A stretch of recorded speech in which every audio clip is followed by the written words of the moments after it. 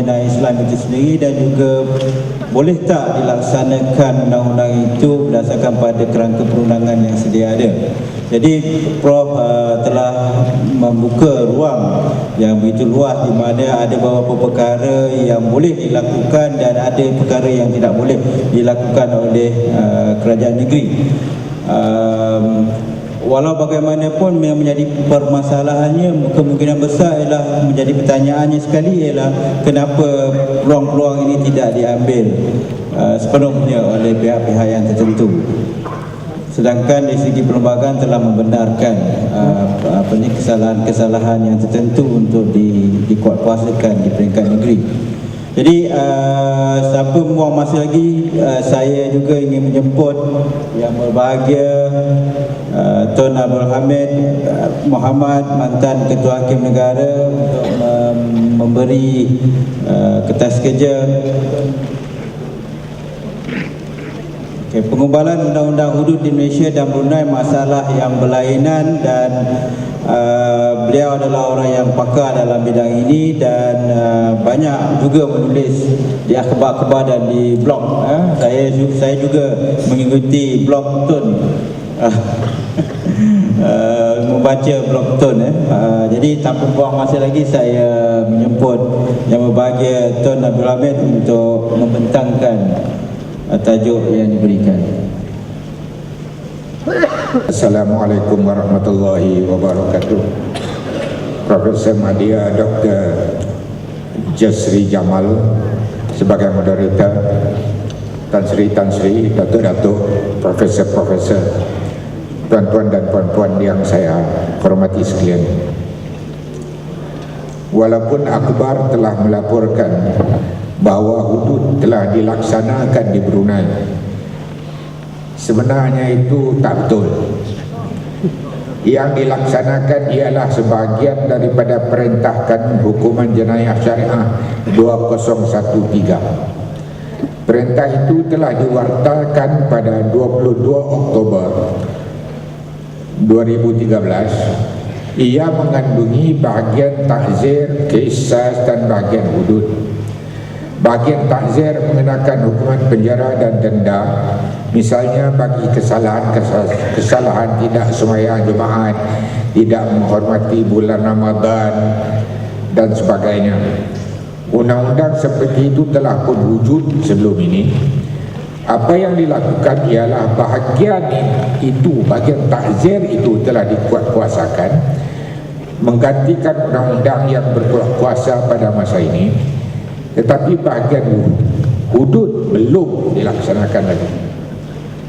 Satu perkara lagi yang perlu diambil perhatian ialah bahawa walaupun perintah tahun 2013 itu telah dilaksanakan, walaupun setelah perintah itu dilaksanakan sepenuhnya di Brunei Brunei tidak akan memasukkan penal code. Penal code akan terus berkuasa seiringan dengan perintah itu. Kedua-duanya akan terus terpakai kepada orang Islam dan bukan Islam. Itu bukan nasihat saya, itu keputusan kerja Brunei. Baik, sekarang kita masuk kepada keadaan perundangan di Brunei. Brunei adalah sebuah negara yang diperintah oleh seorang raja sultan yang mempunyai kuasa mutlak. Kuasa memerintah yang tertinggi bagi Brunei terletak di tangan Baginda. Baginda adalah Perdana Menteri. Baginda adalah pemerintah tertinggi angkatan bersenjata di Brunei. Kuasa memerintah hendaklah dijalankan oleh Baginda.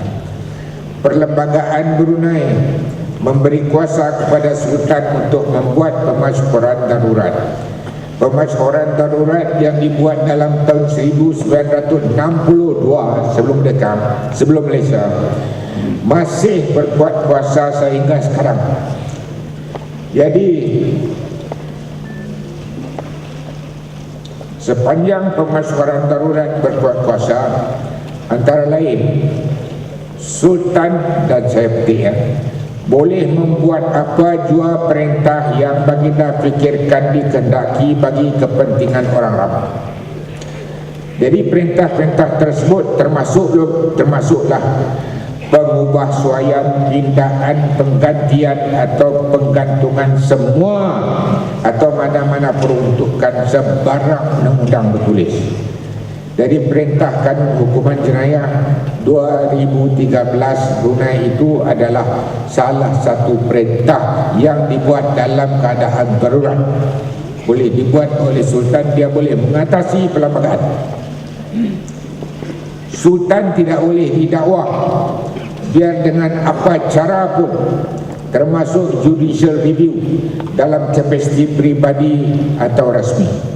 Malah pegawai kerajaan yang menjalankan tugas mereka pun juga kebal. Jadi senanglah di Brunei, pegawai kerajaan, jabatan kerajaan tak boleh didakwa. Perkara 85 membolehkan Sultan, saya petik, dengan pemasyuran memindah, menambah atau membatalkan sebarang peruntukan perlembagaan ini dan perlembagaan ini tidak boleh dipindah, ditambah atau dibatal dengan cara lain. Pendek kata, dengan pemasyuran Sultan boleh pindah, tambah, batal perlembagaan. Baginda boleh berbuat demikian. Itu di Brunei. Biasanya tafsiran perlembagaan adalah tugas mahkamah. Tetapi di bawah perlembagaan Brunei, tugas itu diberi kepada tribunal tafsiran yang mempunyai 3 orang ahli yang dilantik oleh Sultan dan memegang jawatan selama mereka diperkenankan oleh baginda. Bila tak kenan out.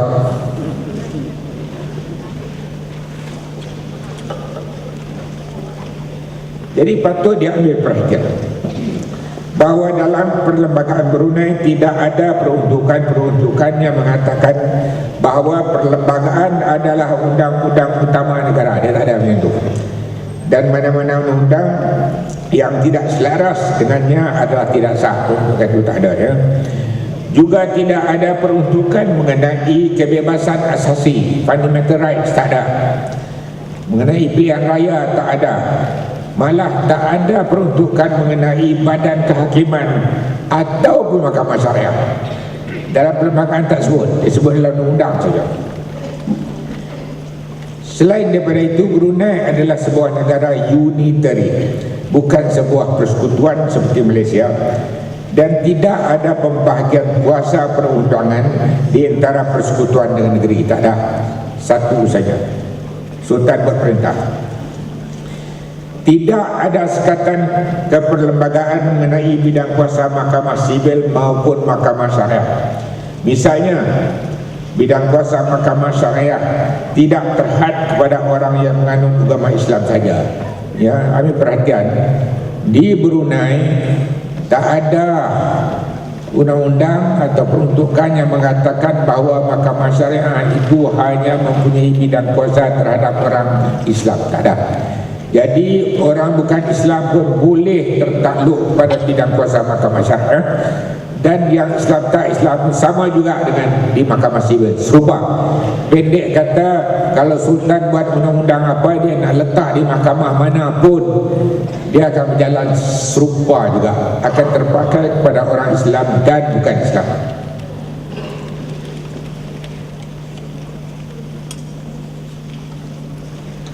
Jadi dalam keadaan itu tidak ada apa atau sesiapa yang boleh menghalangkan Sultan jika baginda hendak membuat sesuatu undang-undang dan melaksanakan. Dan dalam keadaan itulah perintah Kanun Kesalahan Jenayah 2013 dibuat. Itu nak bagi faham dalam keadaan mana undang-undang itu dibuat di Brunei. Balik kepada Malaysia sekarang. Malaysia adalah sebuah persekutuan. Ada perkara yang terletak dalam bidang kuasa perundangan persekutuan. Ada yang terletak di bawah bidang kuasa perundangan negeri. Perlembagaan adalah undang-undang utama, dan mana-mana undang-undang yang tidak selaras dengannya adalah tidak sah. Kuasa kerajaan dibagi kepada 3: eksekutif, perundangan dan kehakiman. Kuasa eksekutif terletak pada jemaah menteri. Kuasa perundangan, yakni legislative power, terletak kepada Parlimen yang terdiri daripada Dewan Rakyat, Dewan Negara dan Perkenan Yang di-Pertuan Agong.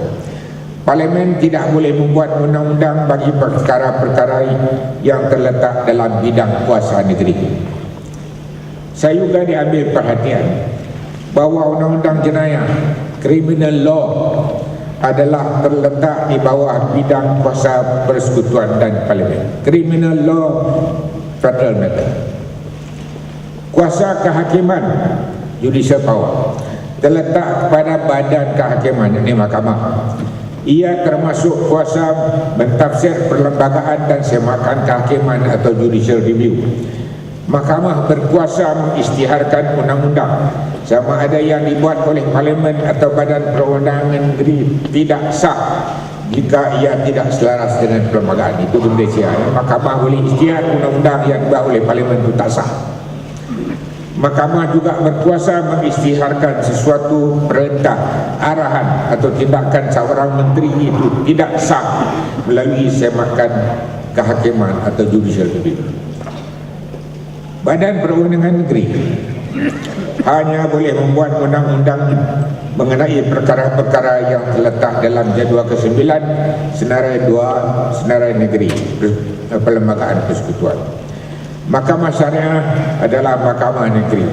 Bidang kuasanya terhad kepada orang-orang Islam saja. Itu di Malaysia.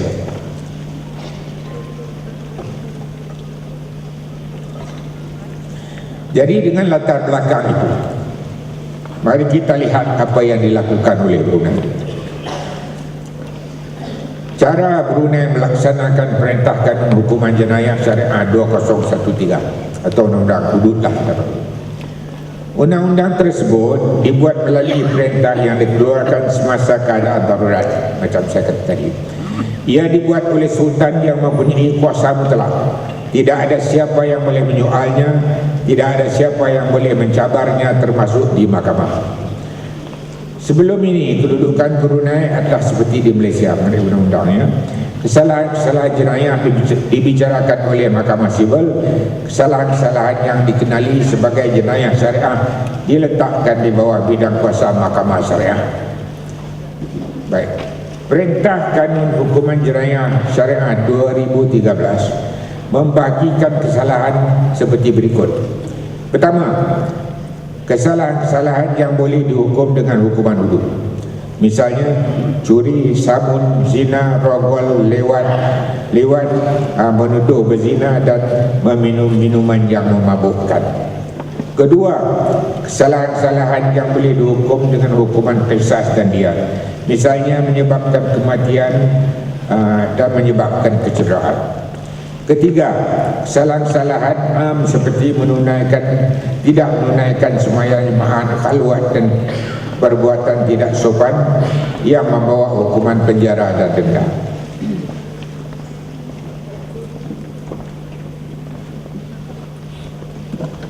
Perintah ini pada amnya berkuasa terhadap orang Islam dan bukan Islam. Secara umum, dia berkuasa terhadap orang Islam dan bukan Islam. Misalnya menyebabkan kematian orang lain, curi, samun, kesalahan rogol dan lewat terpakai kepada semua orang Islam dan bukan Islam di Brunei macam itu.